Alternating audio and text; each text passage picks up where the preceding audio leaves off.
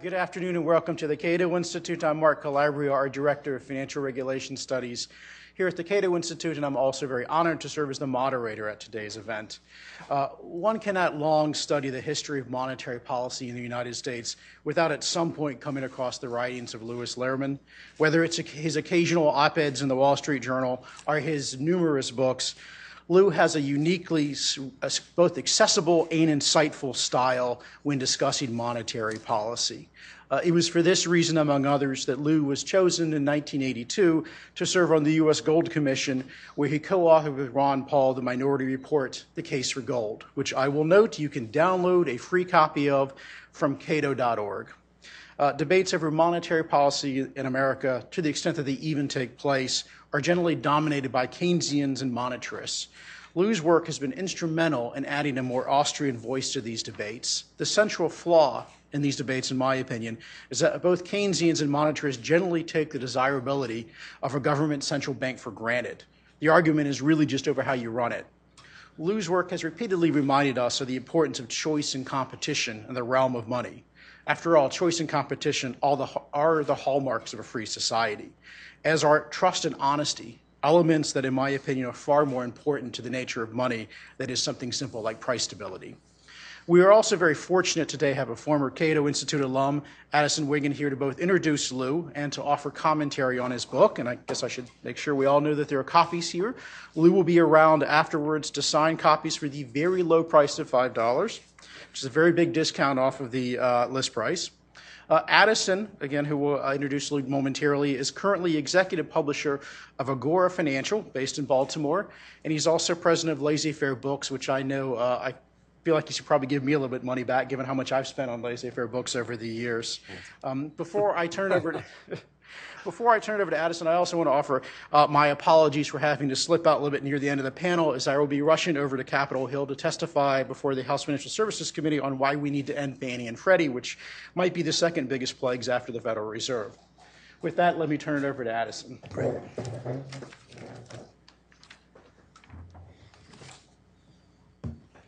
Mark. It's a great honor, actually, to be here today for a couple of reasons.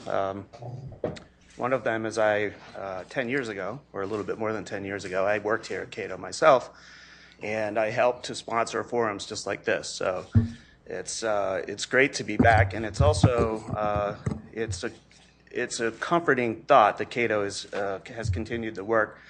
I've gone on to a fairly illustrious career in publishing, and the troops here at Cato have continued the good work of bringing forth books like the book we're here to talk about today. The second great honor is just the opportunity to have to work with Louis Lehrman. We have become friends over the last several weeks or several months after meeting at the Stable Dollar Conference at the Heritage Foundation a couple years ago.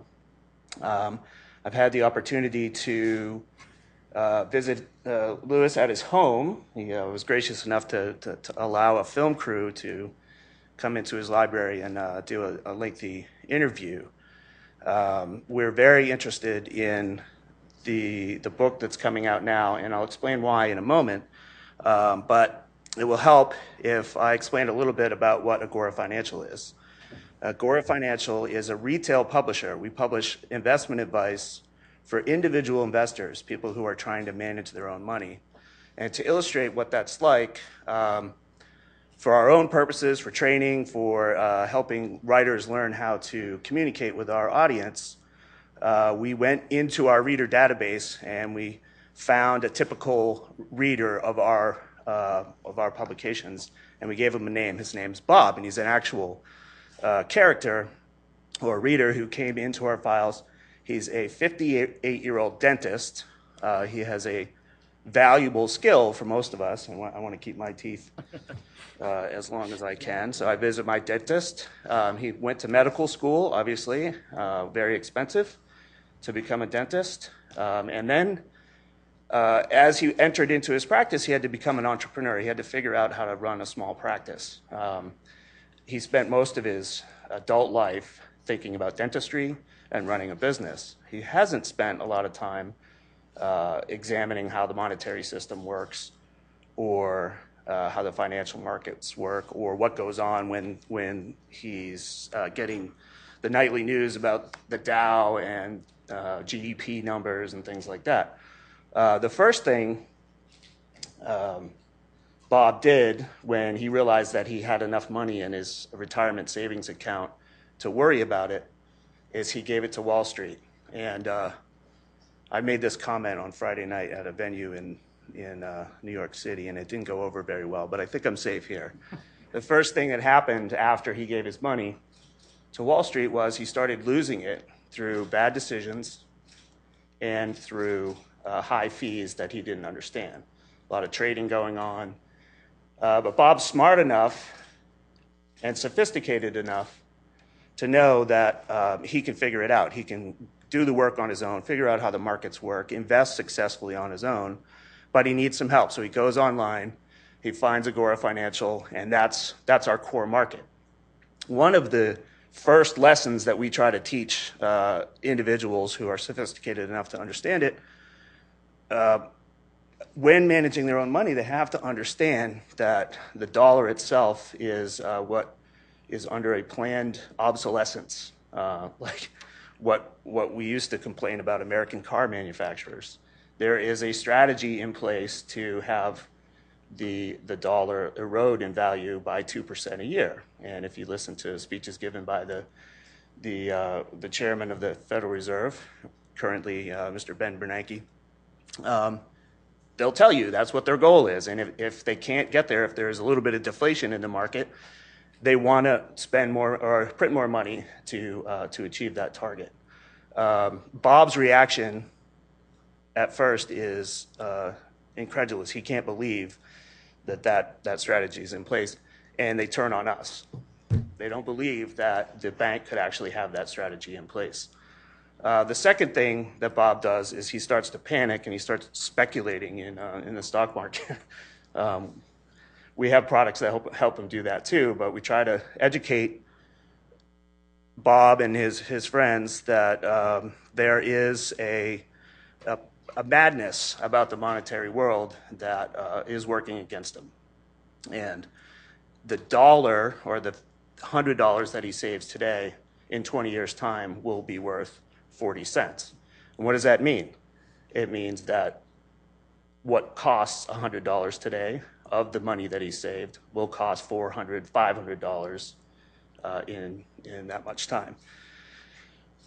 Another response that we often get is that, well, the dollar must be doing well because it's rising against the euro, or it's rising against the yen, because that's in the headlines. If the dollar moves up, then Bob feels better about the economy. But the planned obsolescence is still baked in. One of my favorite lines from a movie that we produced a couple years ago called IOUSA was uttered by the then Comptroller General of the country, David Walker. Just because you're the nicest looking horse in the glue factory doesn't mean you want to be in the glue factory. He was talking about the dollar being a part of this race to the bottom that all fiat currencies are a part of. That's why I'm here today, because I think it's very important for this debate, this policy debate, to be played out in public. As Mark alluded to, most of the debate is hijacked by Keynesians and monetarists, and it's very difficult for an alternative point of view to get out there. So we're on C-SPAN today. We've got the forum. Through our own publications, we've been publishing a lot of Lou's works, comments, talking about the interview that we've done. We'll be issuing releasing the interview that we've done on our own websites, and giving a copy of The True Gold Standard, which is another book that Louis has written, to members of the Laissez-Faire Book Club, which are people that have come into our reader lists and joined an economic club, essentially, to learn how the economy works and how the financial markets work, so they can manage their own money. When we were talking at your house, Louis, you made a very important observation. It was off camera, so we haven't actually published it. But you mentioned that you were sort of lamenting that the rise of the internet, the influence of the internet, because in much of our own work and in the work of journalists around the world, it's very easy to look stuff up online and use that as your source material. It's much more difficult to go back beyond 1995 and look for arguments, in this case, about monetary policy, because you have to go to the library and use microfiche. And that's a little bit more arduous than just keying things into Google. Lewis mentioned that he had run across that and founded goldstandardnow.org, which is edited by Mr. Ralph Banco, sitting there in the front row, in order to dig up some of the pieces of the monetary debate that was being waged in the op-ed pages in the late 70s and the early 80s, pieces that otherwise you would not be able to find online. They're now housed at the goldstandard.org, and there is a conscious effort to reignite the public debate. Ralph was writing in Forbes not too long ago, rebutting a comment made by the economist, the New York University economist Nouriel Roubini, that the argument for sound money through a classical gold standard was the province of nut jobs on the right wing, the fringe of the right wing, I believe is the actual term that he used.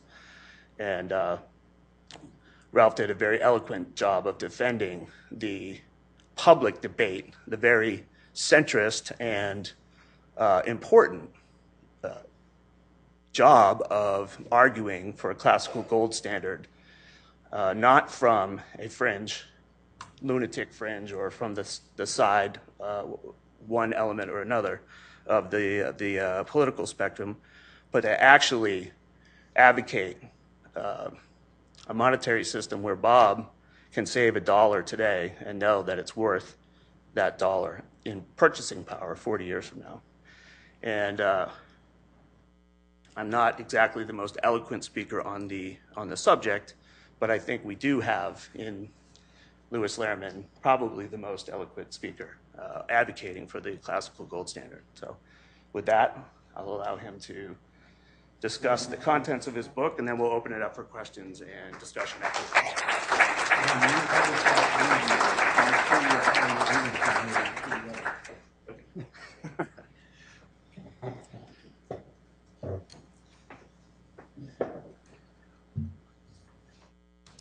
So I want to thank you, Addison. Congratulations for your just remarkable success with Agora, laissez-faire books, even documentaries which win prizes in places like France. And Mark, I know the work you do here at Cato. It's outstanding work. It's the center of, one might say, the regulation center, but it's really the center of deregulation. I also want to thank you for inviting me to Cato today. There are many distinguished guests here today, and my dear friends too. So I begin by declaring this a period, an era unparalleled of financial disorder. Indeed, the modern age of central banking, now in its 4th century, may be characterized by the rise and fall of real money. To historians, every decade is said to be preoccupied by specific issues. For example, from 2008 to 2013, international economic issues focused on quantitative easing and the fluctuating purchasing power of the dollar.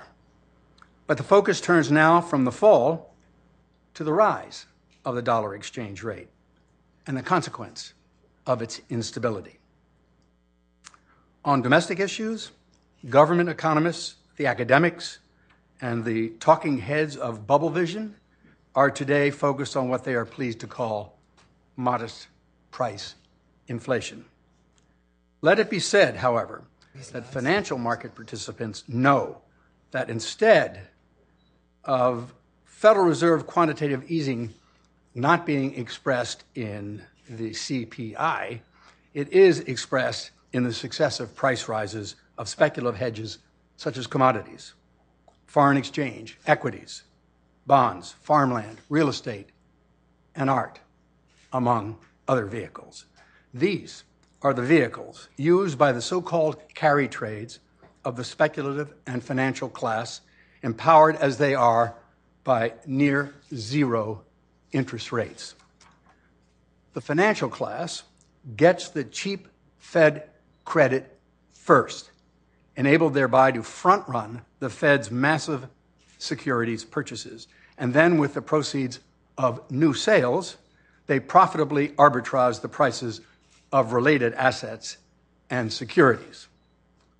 In fact, excess cash balances created by quantitative easing were reabsorbed during the past 5 years by the rising asset prices of the rich and by the export of excess dollars abroad through their overall U.S. balance of payments deficits.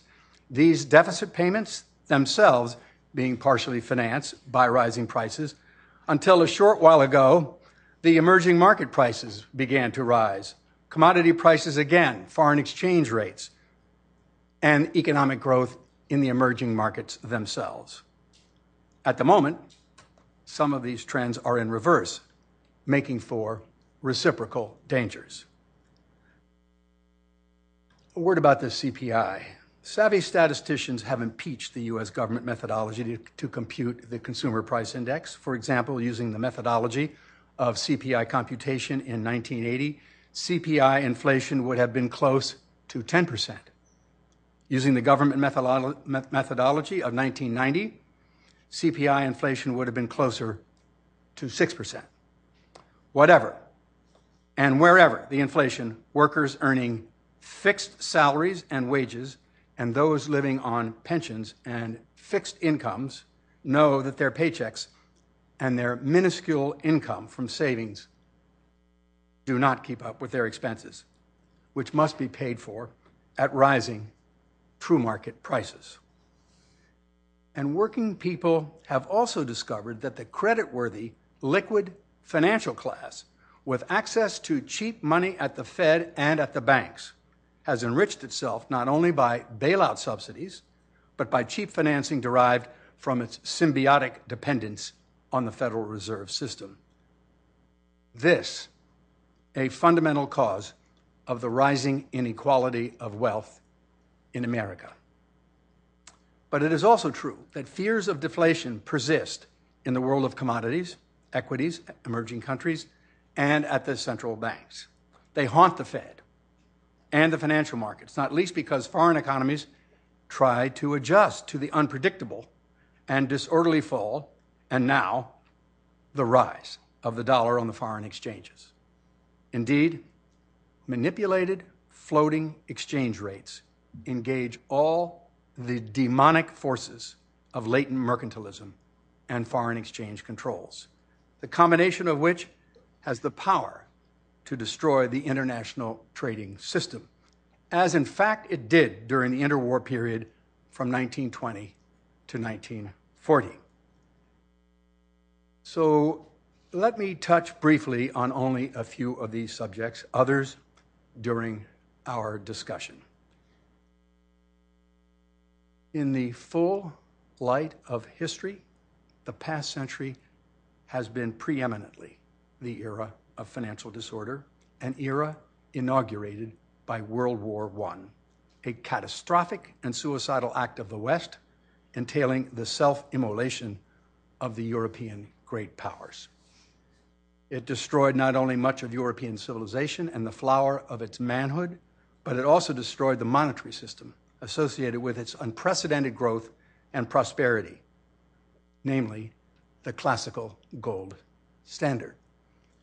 World War II and its aftermath were the next acts of this unfolding tragedy, as all European countries struggled with inflationary disorders during the war-torn 1940s and the reconstruction efforts of the 1950s. The experts call this period, this early post-war period, the permanent, I quote them, the permanent scarcity of the dollar, Remember that the U.S. economy in 1945 dominated the planet as no country of history, accounting for about 50% of world output and about 75%, perhaps as much as 80% of global gold reserves. For 15 years, from 1945 to 1960, the gold-linked dollar of the post-war Bretton Woods system remained a reasonably stable epicenter around which other fluctuating currency systems orbited quite unsteadily. It should be emphasized that the Bretton Woods gold exchange system was a reserve currency system based on the hegemonic dollar. It had been erected upon the rickety foundation of the post-World War I reserve currency system designed at Genoa in 1922. The Genoa system itself jerry-built upon the official reserve currency role primarily of sterling, but also of the dollar. Both currencies being official substitutes for pre-war settlements in gold of residual balance of payments deficits. Now, it was from 1945 to 1958 that the reasonably stable Bretton Woods dollar did dominate global trade and exchange as the world struggled to recover from World War II. But after 1958, a momentous monetary event took place. Western European governments restored the mutual convertibility of their currency systems on current account, sponsored by the European Payments Union, abolished most exchange controls, and sought to establish budgetary equilibrium at home. Promptly, dollar primacy began to wane.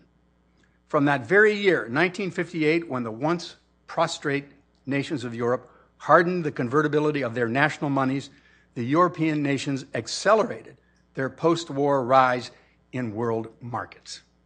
And then, it was the United States which began to experience near permanent overall balance of payments deficits and budget deficits. Now, throughout the 1960s, under Presidents Kennedy and Johnson, inflation and the external deficit of the dollar generated by expansive U.S. monetary policies and budget deficits led to perennial foreign exchange crises and ultimately to foreign exchange controls in the United States. The Bretton Woods system groaned under the floodweight of excess U.S. dollars going abroad, where perforce they were accumulated in the official foreign exchange reserves of our trading partners. This was the period, maybe some of you remember, when the Washington policymakers and economists led by academic neo-Keynesians, Paul Samuelson and Walter Heller, suggested that a little inflation induced by managed currency, say 2 or 3%, was controllable and desirable. At the end of the 1970s, inflation had reached the annualized rate of 15%. Now, since the U.S. dollar was the primary reserve currency under the Bretton Woods Treaty, foreign central banks were, in effect, required to purchase the undesired dollars in their banking systems against the creation of their own domestic money. Foreign central banks held these dollars as official reserves. They didn't bury them in vaults.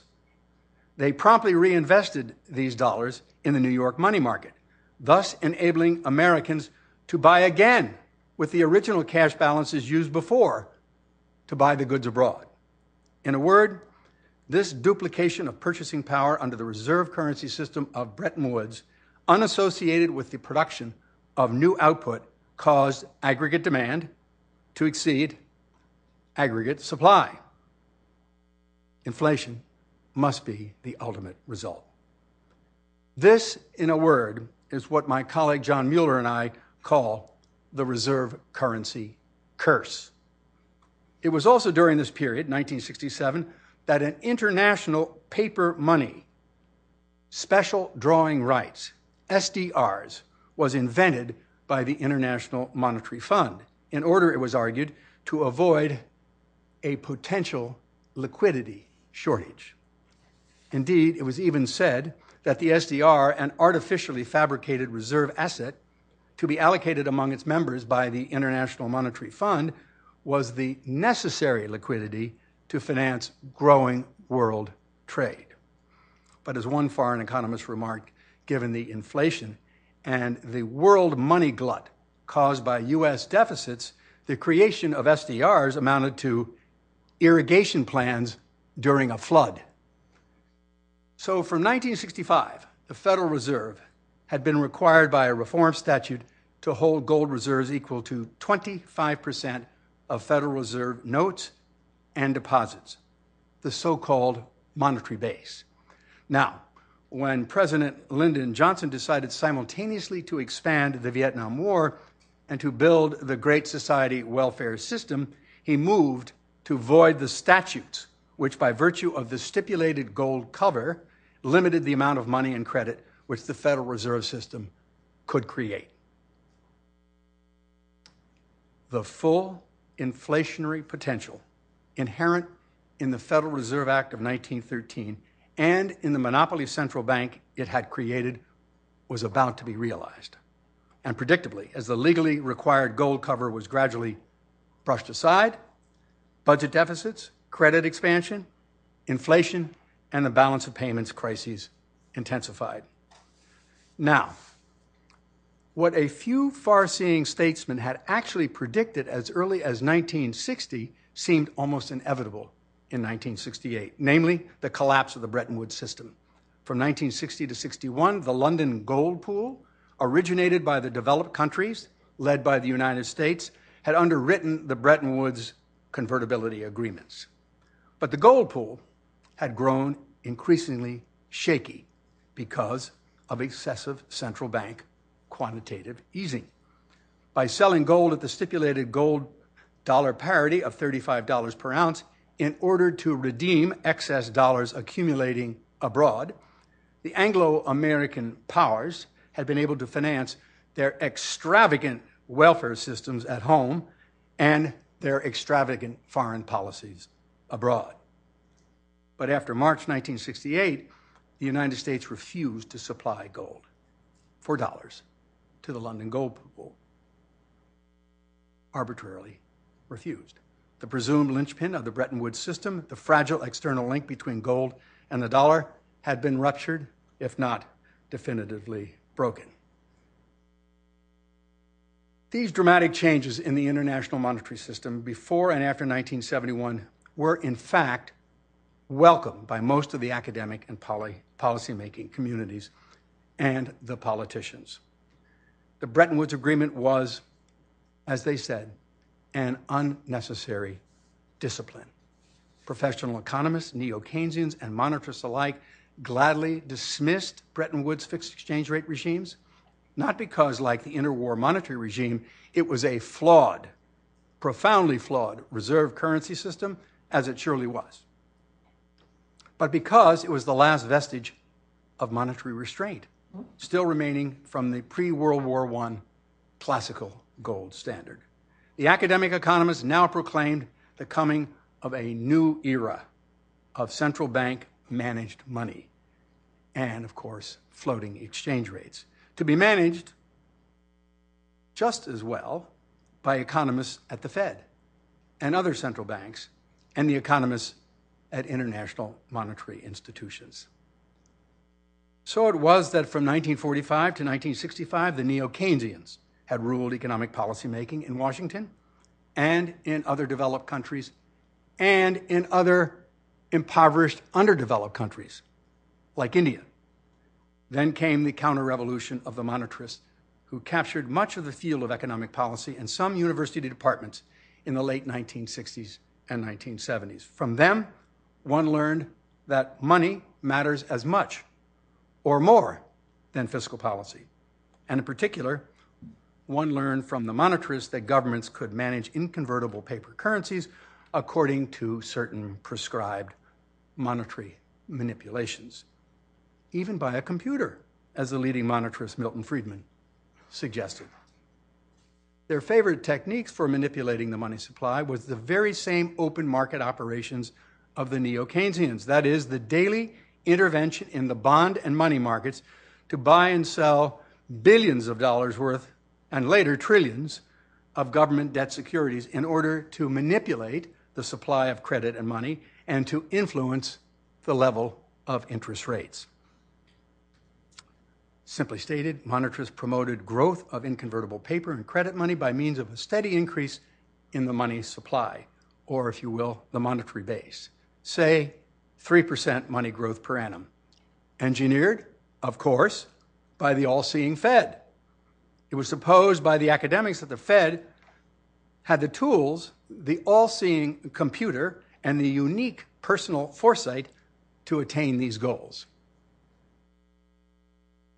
However, the monetarists and the neo-Keynesians of the 60s did agree on one major reform issue, though not upon the reform of the tottering Bretton Woods reserve currency system, but instead they advocated together the demolition of the very tenuous Bretton Woods gold link with the dollar. In its place, monetarists and neo-Keynesians alike endorsed central bank managed currencies, floating exchange rates, clean for some, dirty for others, and the permanent demonetization of gold. Simply put, they wanted an end to any international exchange rate regime based on the discipline of real money or convertible currencies. May I digress just for a moment? I remember a debate at that time. It was around 1969, 1970, a debate of some very distinguished figures, including Milton Friedman. The chairman of the banking committee, Henry Royce, was there, and he had the floor last, and he proclaimed from the floor that he was absolutely certain, he was willing to bet that when gold were demonetized, its price would decline to $6 per ounce. In 1980, when gold reached $850, I couldn't help but wonder whether Mr. Royce had covered his short.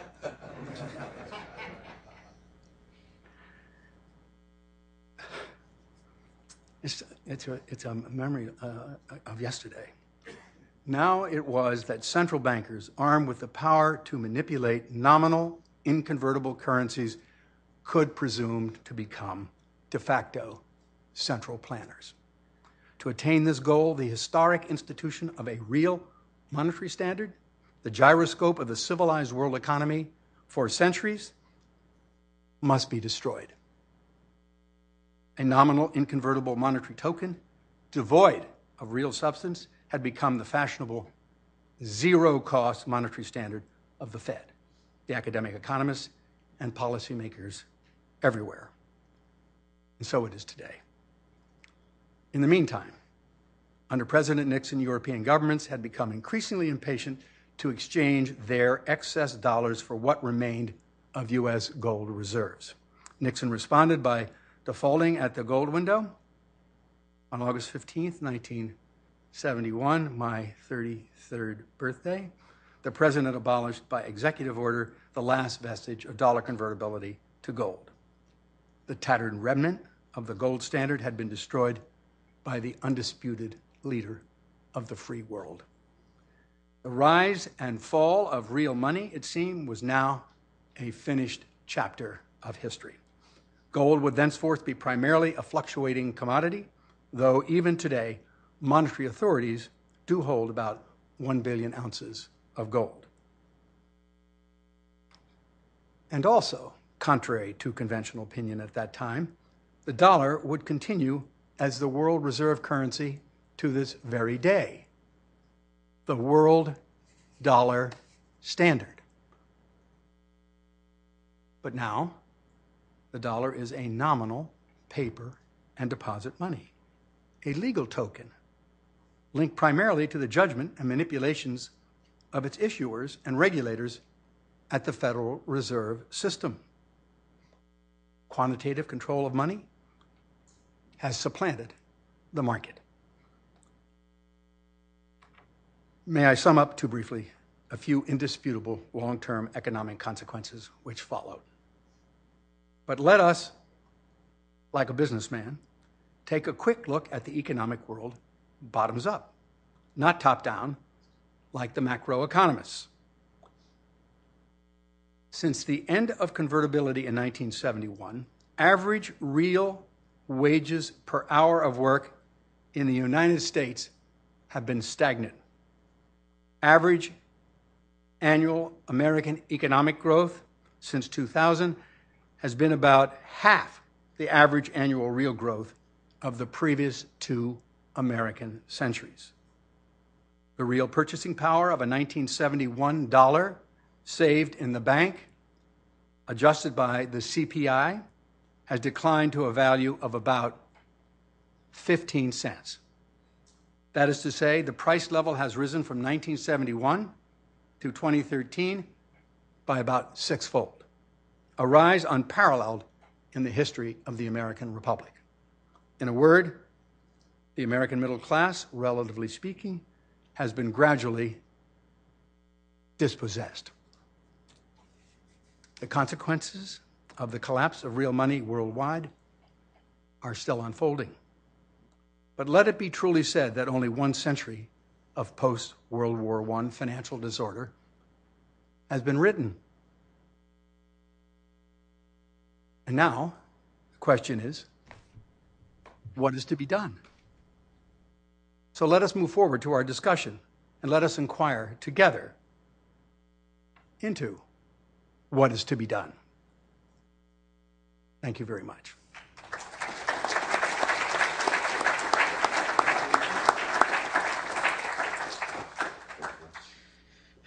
Thank you, Lou. Every time I hear Lou talk or read his work, I really feel like I just get an amazing whirlwind tour of history. And quite frankly, I can think of no place in America that needs a history lesson better than Washington. We seem to repeatedly make the same mistakes over and over again. I also want to note as an aside, Cato recently came out with a paper from my good friend George Selgin on the history of the gold standard in the United States, which is also available free at cato.org. So I certainly would encourage you to take a look at that. We're going to start taking some questions, and I will first ask that you actually have a question rather than a statement or a speech. And if you could also give your identification, and please wait for the microphone to come to you so that we can pick it up on the speaker system. Thank you. First question. I'm tempted, Bert, not to let you have the first question, but keeping with tradition, we will let the first question go to Bert.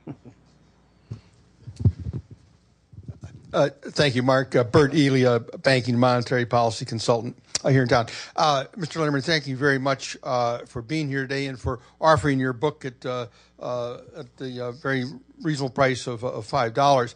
I have a question for you, and this is jumping to the end of the book in your coda on page 245 when you talk about the 5 steps to get from here to there. And, essentially, as I understand it, you're calling for a central role for the federal government in reestablishing a gold standard in terms of a fixed convertibility of gold to the dollar.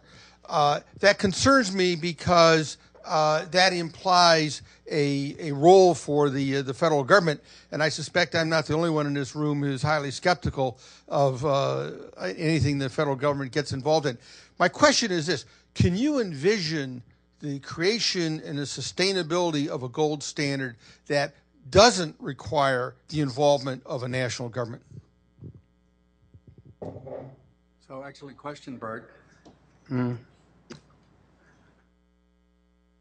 The answer to the latter part of your question is yes, indeed, I can envision and think I can describe, and I think others can describe, a workable, effective, long-lasting gold standard that does not necessarily involve federal government management. It's laid out really in the propositions of establishing the gold standard as the standard in the United States and allowing free banking and nations all over the world to elect to follow the United States' lead. On the first part of your question, there is an inevitable involvement in America of the federal government. We live in a country where not all things are permitted. There is a Constitution of the United States. In Articles 1, Sections 8 and 10, it is made clear in the first place that Congress has the sole power to coin money and regulate the value thereof. In a word, Congress, under the Constitution, is given the authority to establish and define the dollar, whether it be a weight of gold, a weight of silver, not the Federal Reserve System. The Federal Reserve System is a mere agency, like the Federal Communications Commission or the old Interstate Commerce Commission. It's a mere agency of the federal government. So there is an indispensable minimum, if not more on a prudential basis, involvement of the United States government initially by Congress having the power, the sole power, to define the gold weight of the dollar were the gold standard to be reestablished. That is where the initiative, I believe, will come from. And it is certainly not without recognition in Washington that there is a move for a centenary monetary commission, not unlike that which was established after the banking panic of 1907, to create a commission at the very highest level among those senior officials of the government and private citizens to examine, just as the Aldrich-Vreeland Commission did in 1908 through 1912, the causes of the instability of the dollar, the causes of the panics and failed enterprises of the Federal Reserve System since the inauguration of the Federal Reserve Act. So as Mr. Churchill said about Britain during the Great Battle of Britain, the situation is hopeless but not serious. We can move on to the next question over here.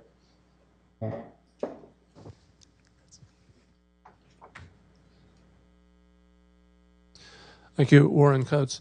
Mr. Lehrman, you have done an excellent job, as have many others, of arguing that the fiat currency standard needs to be replaced with a hard anchor.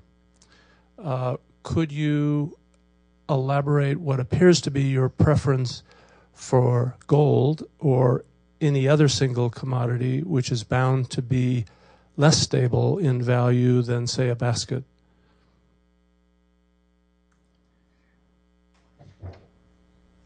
On the basket of commodities or basket of currencies or any kind of straw-based monetary standard, I think it is sufficient for me to say that it would be as unstable as the fluctuating currencies themselves or the fluctuating commodities themselves. And there would be no reason to believe that the monetary standard would be stable based upon a fluctuating basket of articles of wealth drawn from the market, the prices of which must fluctuate based upon supply and demand, cost of production, and those variations which have characterized both commodities and fluctuating foreign exchange rates untied to a gold standard as in the past. So I conclude that almost anything is possible if we rely on academics in classrooms to design a perfect monetary system. In the end, whiteboards or blackboards at the University of Chicago or Harvard University or even Cambridge will not do. The testimony of history, I think, reveals a sufficiently conclusive answer on that. What we need to do is look at the historical evidence of the modern world trading system. Let us call that a period of 300 years. And we need to look at what was the least imperfect monetary standard by which nations, families, and groups of nations grew at rates of growth unparalleled in the whole history of Homo sapiens, if you want to put it that way. And the facts are that imperfect people with imperfect institutions can only choose the least imperfect institution which will give them the stability of purchasing power of their wages and salaries over the long run. And it was the decision of the British in 1770 to establish a bimetallic system whereby the British pound was defined as a fixed weight of gold and silver, ultimately, as a result of a certain transition, a pure gold standard, to which, in a network effect, not unlike a Microsoft operating system, more nations emulated the British system and joined themselves to the gold standard, including the United States, Germany, France, and all the great powers of Europe. If you look at the price level fluctuations between, let us say, 1717 and the work of Isaac Newton and the year before World War I, or even up until the 1930s, you will find that the variation in the price level over the long run was virtually zero. That is to say, the purchasing power of the pound over a period of a couple of hundred years, choosing a standard assortment of basic goods from the market, was the same purchasing power based upon the wages and salaries of each particular set of facts and circumstances. So that while not perfect, because there were variations on a decennial basis or even on an annual basis, they were very modest. For example, the so-called deflations of the gold standard were about 1.2% per annum. Despite the unbelievable exaggeration that one hears from academics who wish to criticize the gold standard. Inflations under the gold standard themselves, that is to say, when gold output was rising and giving rise to an expansion of the money supply, and not only that, but an expansion of growth, which continued both during the deflations and the so-called inflation. What was described as inflation was about a 1 to 1.5, sometimes a 2% rate of gain in the price level during periods of augmentation. But for the full period under the gold standard, if you take, for example, 1879 to 1914, a period which encompasses both a deflationary moment of decline in the price level of about 1% a year to a period just before World War I of a rise of the price level at about 2% per year. From 1879 to 1913, if you put it on a graph, you will see that the purchasing power of the gold standard, whether it was the gold dollar or the gold pound, was virtually without movement. Some fluctuation in between, as I mentioned, but from point to point over the long run, people who saved their wages and their salaries, who were not speculators on Wall Street or Lombard Street in London, who had no access to special arrangements, they could count on the purchasing power of their dollar after their entire lifespan had expired. I was going to respond, Lou, but we have very powerful computers now. Can't we do all this? Yes, yes. I can't be the only one that when I hear the monetarist conversation about where computers, I think back to the socialist calculation debates, and it's the same thing repeatedly. I think there's actually a book there to be written, all of the things that government could only do if we just had more powerful computers. Yeah. And we never seem to learn. I'm going to take one last question and hand it over to Addison, who will take a few more questions for about 10 more minutes, and young lady in the middle.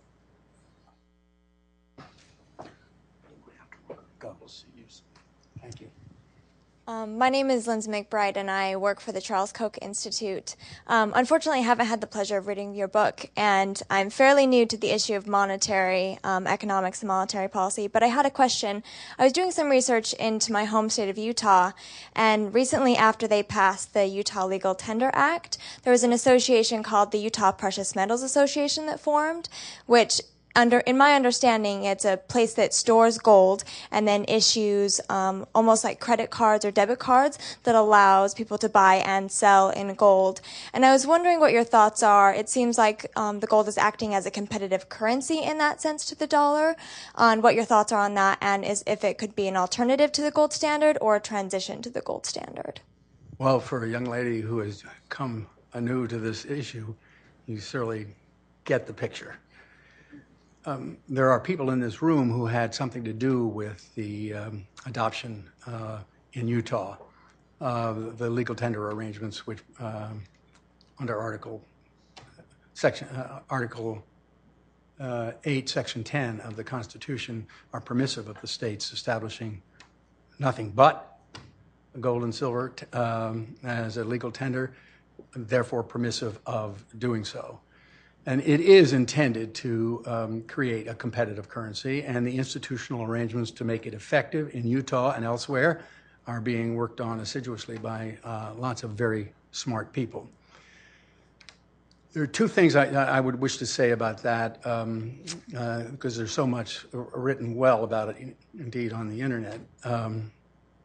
One is that the effort to get the states themselves, and I believe there are efforts, I think Jeff can tell us, Ralph can tell us, how many, I think there are about 15 states where there is an active effort to replicate the Utah bill, which is aimed at making gold and silver a legal tender and competitive with a competitive currency with Federal Reserve notes. And that is an effort to teach very busy people who work all day long, take care of their families, try to save a couple of bucks, send their kids to decent schools, and teach them at home when they find they're inadequate. This is an effort to teach American people from the ground up the characteristics of a monetary system which will preserve the purchasing power of their wages and their salaries, and especially those who retire on fixed incomes and pensions, which happens a lot faster than a young lady like you might think. So, one should not omit the didactic purpose involved in this. It's not the most important, but it's central. A great president of ours once said that public sentiment is everything. If you can convince the public, persuade the public that a policy is necessary, legislators will follow. So the Utah work and the work in other states is part of the building of a public sentiment behind the reform of the inconvertible paper dollar manipulated by the Federal Reserve System, building a constituency behind its reform. The second important fact is that one of the things about standard money, it's like standards in telecommunications or standards in computers. Once the standard is established or makes its way into the vast majority of entities which want to hook up to that network, it takes on a certain characteristic, even if privately held, of a monopoly. That is to say, everybody wants to use that network. And and that, of course, was the characteristics of the gold standard from about 1717, I would argue, until 1914 in the First World War. Everybody wanted to be in this network because everybody wanted to make their payments in a currency that was a standard acceptable worldwide in all forms of trade and payments. So that the disadvantage of having only one state or 11 states or 12 states is that you still have a network in place, namely the Federal Reserve note as legal tender, which is ubiquitous and to which everybody is connected and which everybody is in the habit of making payments at the grocery store or by wire transfer for a securities purchase. And as a result, it's very hard to displace this network, as everyone who's tried to displace Microsoft's operating network has found that it's very, very difficult once the standard is established. So that this is a profound effort at the state level, Utah in particular as the leader. What we need is a congressional action establishing the monetary standard under the unique powers given it by the Constitution of the United States under Article 1, and defining the dollar as a weight unit of gold. It doesn't even have to define it as legal tender. That is $1. $1 is equal to 1 unit of gold. That is not sufficient, but that would be a necessary element, as Bert was implying about the 5-step program, that would be a necessary element in moving forward to reestablishing the gold standard as the world network for trade and exchange.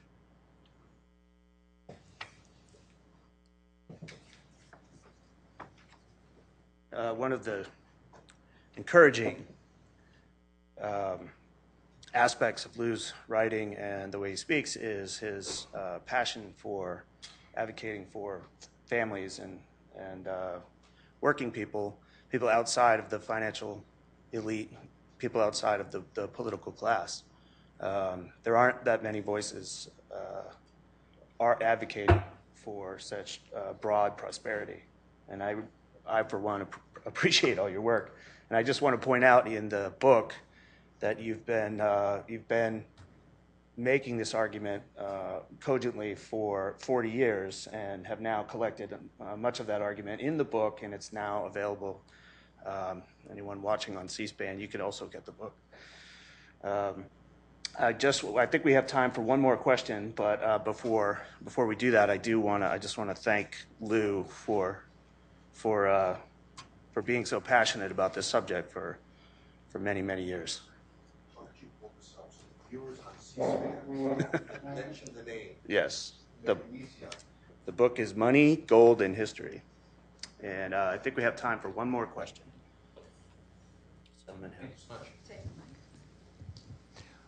Roman Buehler, I was a committee counsel for Congress for 14 years. And when I listen to what you talk about, it sounds like you're suggesting that Congress impose some kind of monetary discipline. And my observation is that congressional discipline is kind of an oxymoron. And I wonder if you had thought at all about the idea of taking the core of the discipline you propose and writing it into the United States Constitution, and about the fact that unlike laws, states have the power, if they use it properly, to force Congress to propose a constitutional amendment. And so instead of relying on politicians in Washington to impose discipline on themselves, perhaps we might be able to empower states to impose some discipline from the outside on Washington. I wonder if you thought about those ideas.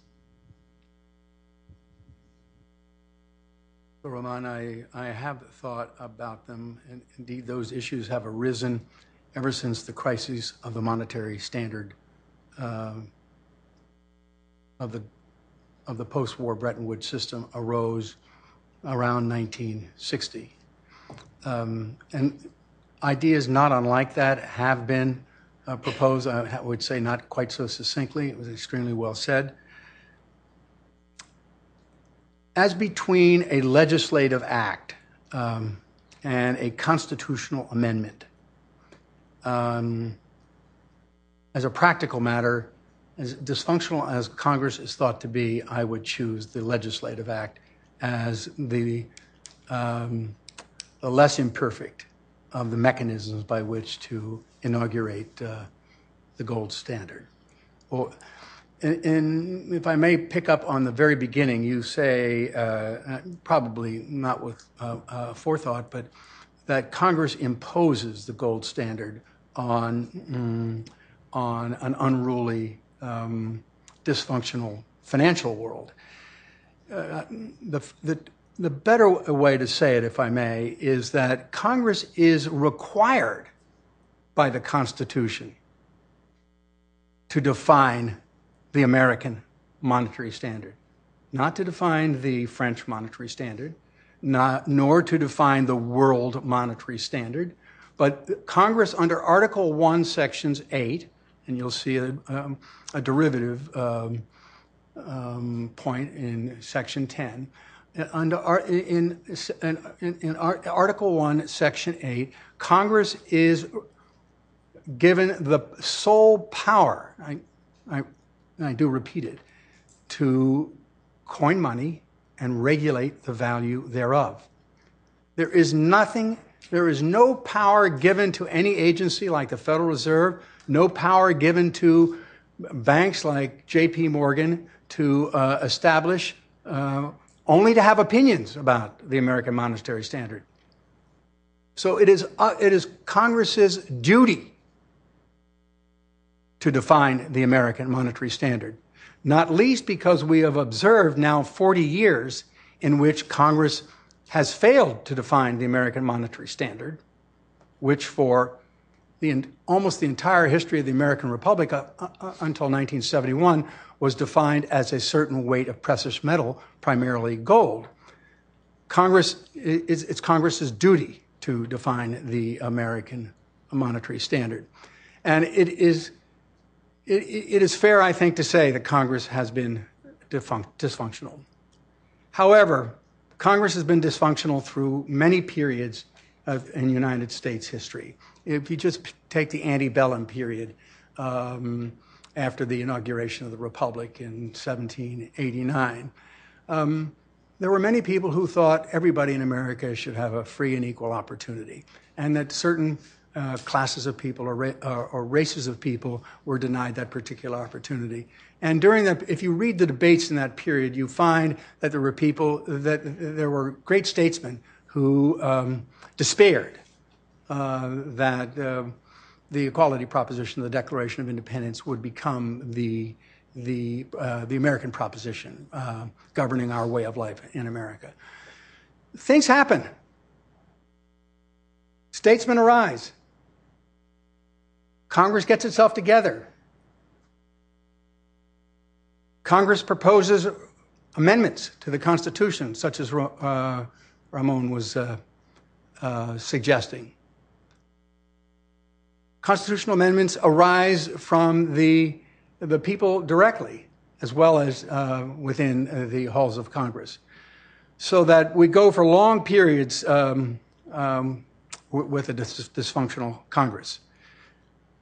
The reason I mentioned that the chairman of the Joint Economic Committee of Congress, a distinguished gentleman from Texas, Kevin Brady, and his committee have presented a bill calling for a centenary monetary commission to examine what should be the American monetary standard, an examination of history, an examination of the empirical evidence, especially the historical evidence, and what all those of different persuasions, Keynesians, monetarists, Austrians, classicists, I guess there's many more in that taxonomy of economists.